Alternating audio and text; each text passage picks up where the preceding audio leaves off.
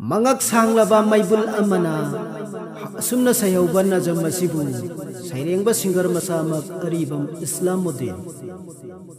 Mangak sanglaba maibul amana dozakh tagi tuglang laga tirakani dozakh singbo. Mangak sanglaba maibul amana dozakh tagi tuglang laga tirakani dozakh singbo.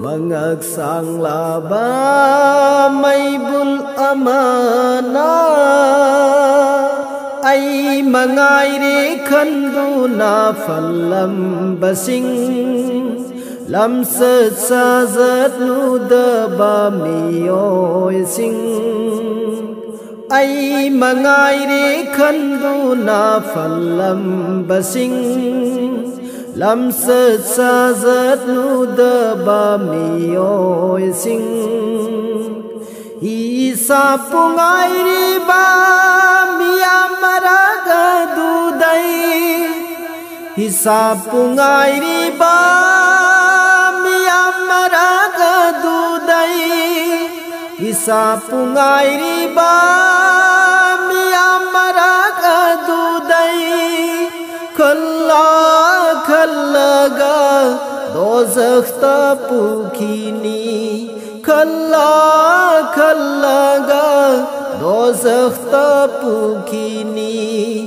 Mangak sanglaba maibul amana dozakh tagi tuglak laga tirakani dozakh singbo.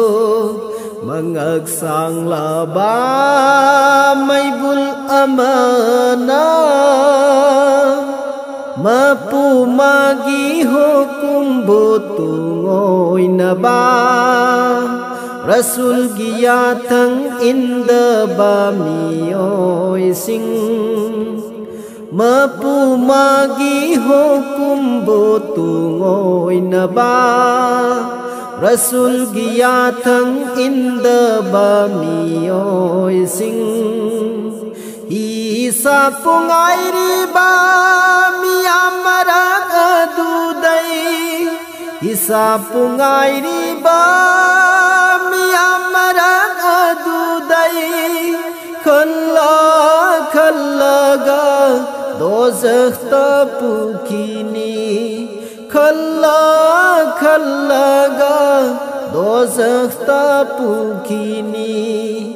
Mangak sanglaba maibul amana dozakh tagi tuglak laga tirakani dozakh singbo.